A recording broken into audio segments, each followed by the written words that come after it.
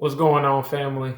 It's Brother Coasty here at IALLG, where we're always building bridges within to explore the world without.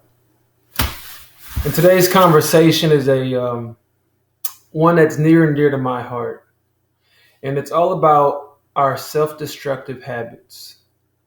All right. Tell me if this situation sounds familiar. You're doing your day-to-day task, and the thought pops in your head. You know you shouldn't do it. Everything in your being is saying, stop, don't go do it. And somehow, some way, you lose the fight and you end up where you know you shouldn't have been going. Maybe you skipped the gym and you went straight home. Maybe you went to the drive-through line. Maybe you went to that girl's house or that man's house that you shouldn't have gone to.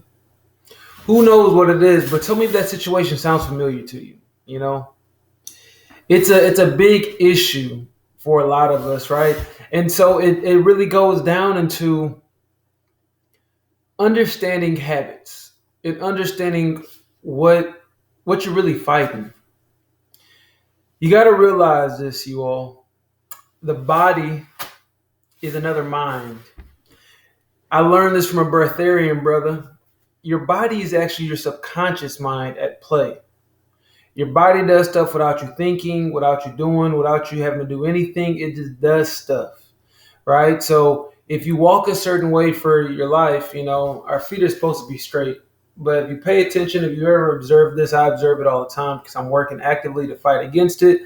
Most people walk with their feet out, like so. They walk like this. All right. If you ever make it a habit to try to walk with your feet straight, you'll realize how much you're fighting against your body, because your body has conditioned itself, or you've conditioned it to walk and act in a certain way. And so when you're attempting to change your habits, you're fighting an uphill battle. You're fighting some pretty solid habits. And it can be a monster. And I got to say it like that. It can be a monster trying to fight against these habits that you form. But sooner or later, usually, we all get to this point. We realize that what we've been doing is not good for us, or something has to change. It's run its course. You burnt yourself out, and now it's becoming a problem. Once you know you're not alone in the struggle, it doesn't make you weak. It doesn't make you bad. It doesn't make you anything. It just is. It's something that we all are fighting against. And I want you to know that it can be very disheartening. It can be very disheartening to know that you want to change, but something's there. Someone's blocking you from getting there.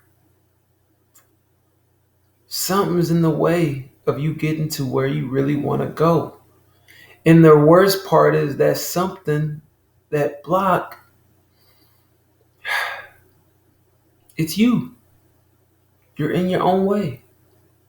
And a lot of people do this bad boy, right? They go, I know, it's me. I got to do. Isn't it an interesting predicament that we know it's us, but still we don't get out the way, no matter how hard we try? Isn't that such a weird predicament to be in our lives? Like, we know we're the one that's stopping us, but we don't know how. If this sounds like you,